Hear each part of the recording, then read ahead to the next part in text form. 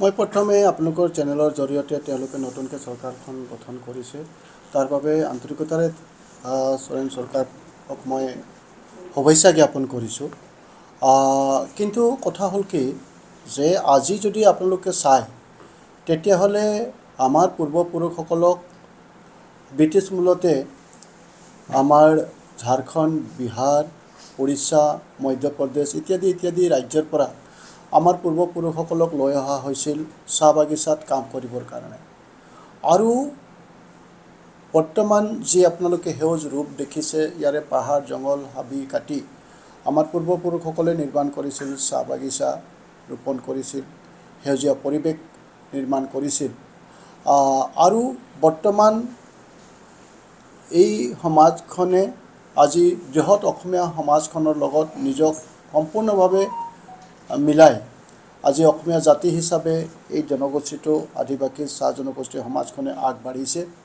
আৰু আটাইতকৈ ডাঙৰ কথা হৈছে যে আজি যদি কোনোবা এখন চাহ বাগিচাত যায় আপুনি, তাতে আপুনি উৰিষ্যাৰো মানুহ পাব, তাতে আপুনি মধ্যপ্ৰদেশৰো মানুহ পাব, তাতে আপুনি ঝাৰখণ্ডৰো মানুহ পাব, আৰু যিসকলৰ পূৰ্বপুৰুষ তেওঁলোকৰ বেলেগ ৰাজ্যৰ পৰা আহিছিলে।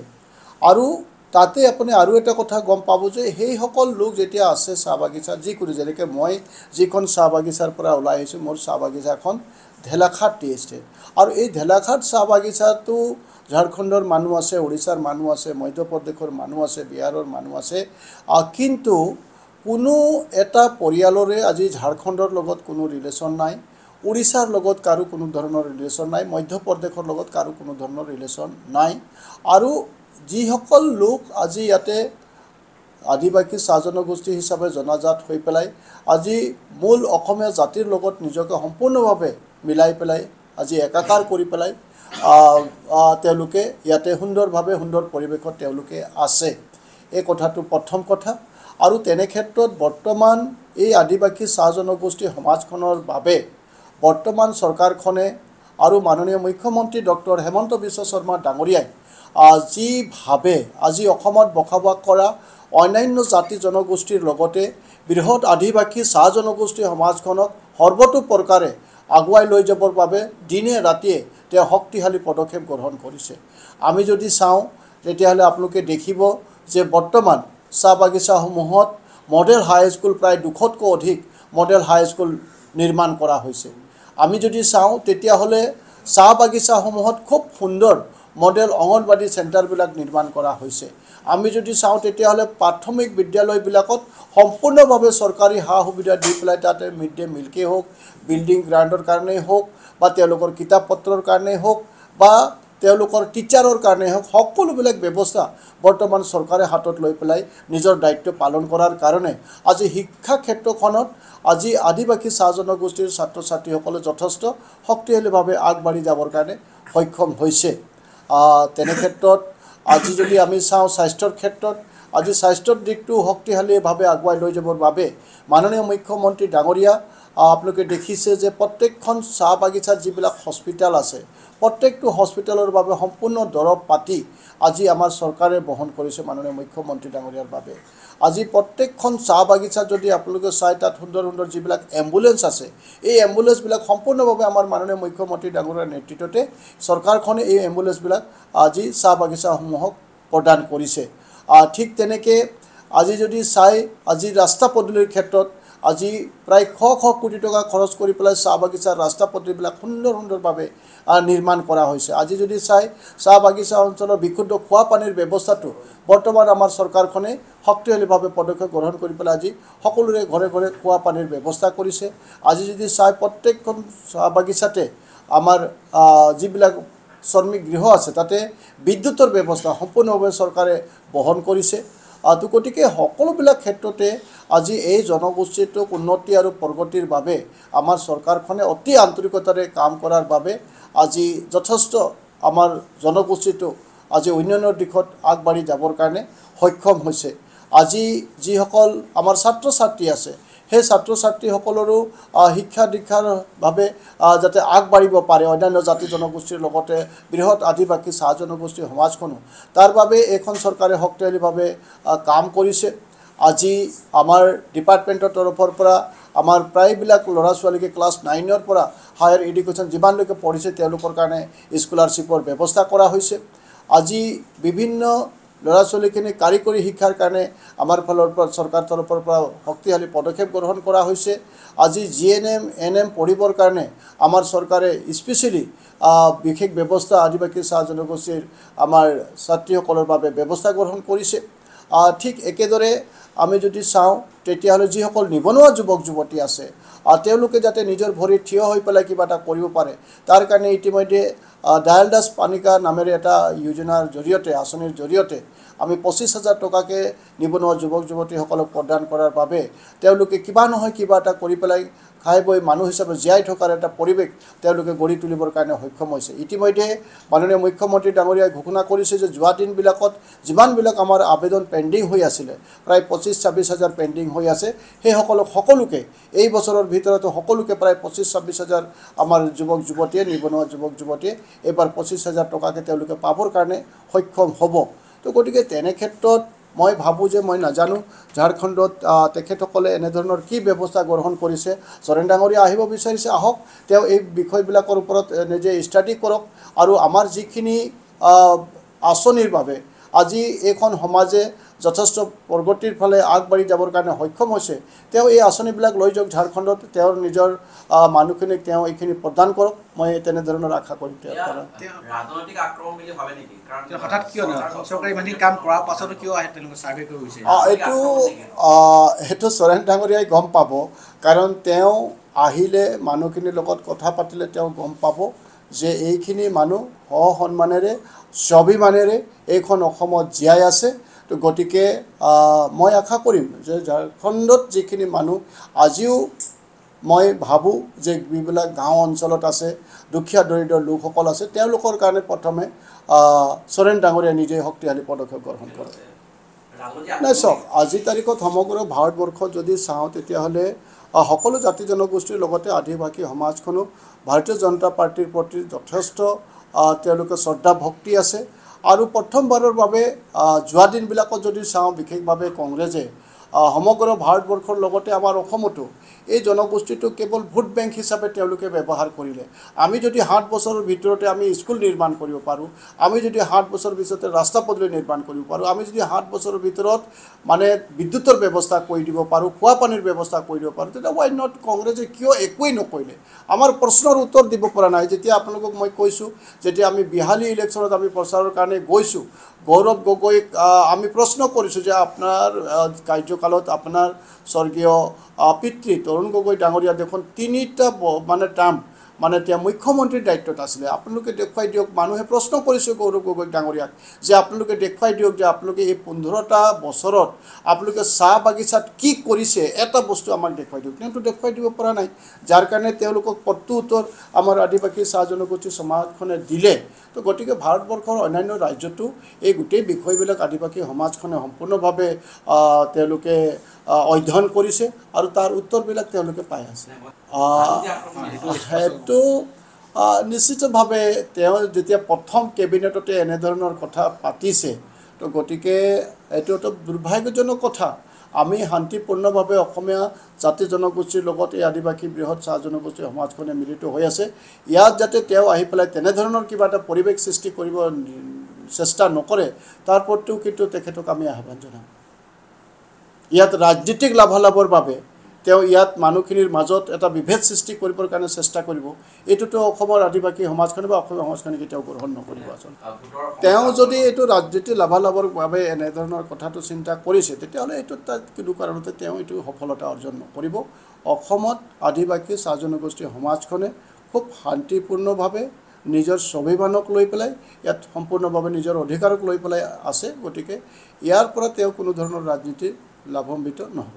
আৰু তেওঁ আহি যাওক। মই এইটো আহ্বান জনাম যে তেওঁলোকে প্ৰায় 40-50 বছৰে কংগ্ৰেছে এই আদিবাসী সমাজখনৰ লগতে অসমীয়া সমাজখনক কি কৰি থৈছে, তেওঁ আহক এবাৰ চাই যাওক। মই সেইটোতো আহ্বান জনাম তেওঁক নিশ্চয় আমি ক'ম যে আপোনাৰে চৰকাৰ আছিলে ইয়াত, আপুনি চাই যাওক ইমান বছৰ এই মানুহখিনিক যদি আজি যদি তেওঁ ভাবে যে ক'ৰবাত যদি কিবা ক'ৰবাত অকণমান আছে, তেতিয়াহ'লে কংগ্ৰেছৰ কাৰণে আছে। আমাৰ চৰকাৰখনেতো কম সময়ৰ ভিতৰত যথেষ্ট আগুৱাই লৈ যাবৰ কাৰণে আমি প্ৰয়াস কৰিছোঁ, ইয়াত সফলতা অৰ্জন কৰিছোঁ। কিন্তু তেওঁলোকৰ চৰকাৰখনেই আজি 15-20 বছৰ নহয়, প্ৰায় 40 বছৰতকৈ 50 বছৰতকৈ অধিক কাল তেওঁলোকে ৰাজত্ব কৰিছে। সোৰেং ডাঙৰীয়া আহক, তেওঁলোকৰ ৰাজ্যকালত এই মানুহখিনি কি হিচাপে জীয়াই থকাৰ মানে ব্যৱস্থা কৰিছে সেইটো চাই যাওক তেওঁ।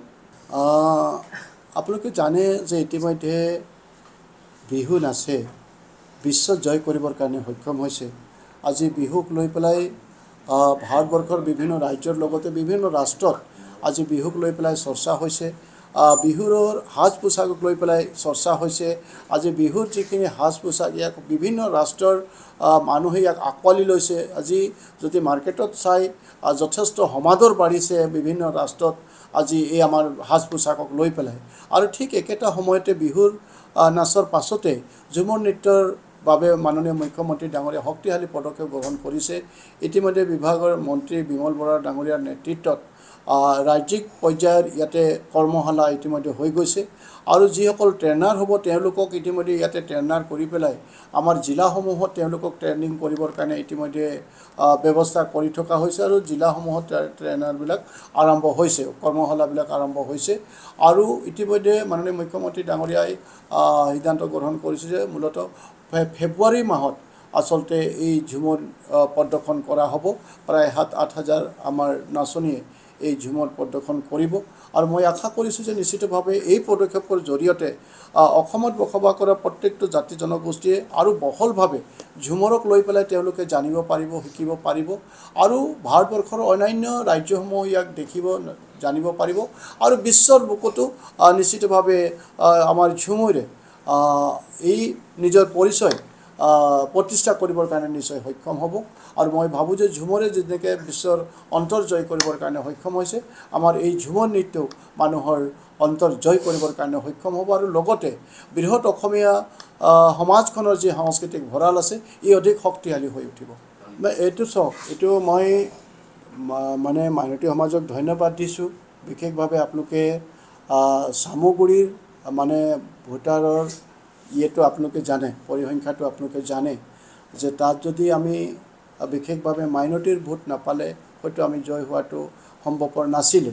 আৰু এইকাৰণে হৈছে এইবিলাক কথা যে কংগ্ৰেছে আজি দীৰ্ঘদিন ধৰি এই মাইনৰিটি মানুহখিনি কেৱল মানে তেওঁলোকে ভোট বেংক হিচাপে ব্যৱহাৰ কৰিলে, কিন্তু তেওঁলোকক মানুহ হিচাপে জীয়াই থকাৰ যিটো অধিকাৰ দিব লাগে সেই কামবিলাক তেওঁলোকে নকৰিলে।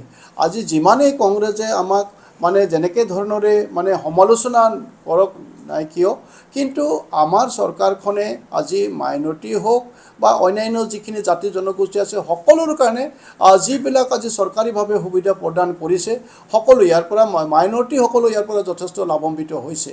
আৰু তেওঁলোকৰ জীৱনটো এটা পৰিৱৰ্তন ঘটিছে। তেওঁলোকৰ শিক্ষাৰ কাৰণে হওক, তেওঁলোকৰ স্বাস্থ্যৰ কাৰণে হওক, অৰ্থনৈতিক ব্যৱস্থাৰ কাৰণে হওক, মানুহ হিচাপে জীয়াই থকাৰ তেওঁলোকে এটা পৰিৱেশ এই এতিয়া অসমত বৰ্তমান চৰকাৰ দিনত দেখা পাইছে। আৰু সেইকাৰণে তেওঁলোকৰ চকু খুলিছে যে ইমান দিনে তেওঁলোকে ধৰ্মৰ নামত কিবা নামত তেওঁলোকক আচলতে ব্যৱহাৰ কৰি থকা হৈছিলে, কিন্তু এইখন চৰকাৰে যে সকলো জাতি জনগোষ্ঠীৰ লগতে মাইনৰিটিৰ সমাজখনকো আগুৱাই লৈ যাবৰ কাৰণে প্ৰয়াস কৰিছে, এইটো আত্মবিশ্বাস তেওঁলোকৰ হৃদয়ত জন্মিছে।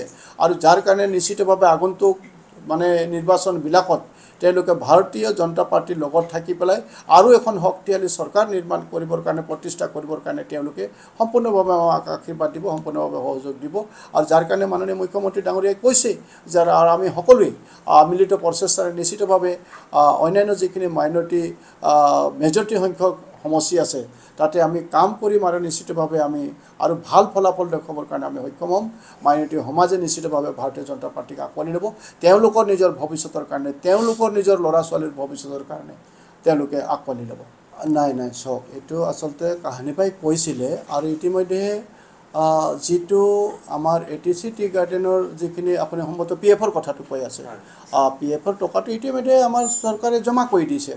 আমাৰ মাত্ৰ কেইকোটিমান আছে। ইতিমধ্যে কংগ্ৰেছে যিমানবিলাক ধাৰ কৰি থৈছিলে ITC পুৰা মৃত্যুপ্ৰায় অৱস্থালৈ লৈ গৈছিলে তাৰ পৰা সম্পূৰ্ণভাৱে আমাৰ চৰকাৰখনে এই টকাখিনি ইতিমধ্যে জমা কৰি দিছে আৰু অন্যান্য যিখিনি মালিকাধীন চাহ বাগিচা আছে এই প্ৰায়বিলাক চাহ বাগিচাৰে আমাৰ যিখিনি PF পেণ্ডিং আছিলে হাইকোৰ্টত তেওঁলোকক নিৰ্দেশনা দিছিলে এই নিৰ্দেশনা দিয়াৰ পাছত আমাৰ চৰকাৰ তৰফৰ পৰা তেওঁলোকৰ ওপৰত বিহিত ব্যৱস্থা কৰা হ'ল যাৰ কাৰণে আপোনালোকে যিটো আঁকৰা কৈছে ইমান টকা বুলি পেলাই সেই টকাটো এতিয়া নহয় আপোনালোকে জানে আৰু এইটো PFটো এনেকুৱা যে আমাৰ তাতে টকা জমা হৈ থাকে আমি তেওঁলোকক দি থাকোঁ মানুহৰ নাম মানে কাটি হৈ থাকে নাম কাট হৈ থাকে তাত আকৌ নতুনকৈ আকৌ মানে মানুহ আহি থাকে তেনেকৈ ধৰণৰ হৈ থাকে এইটো আচলতে এইটো ধাৰাবাহিক এটা পৰিঘটনা তো গতিকে আপুনি যিদৰে কৈছে তেনেকৈ ধৰণৰ কোনো কথা নাই আমি যথেষ্ট টকা যিখিনি আছিলে পেণ্ডিং সেইখিনি আমি দিবৰ কাৰণে সক্ষম হৈছোঁ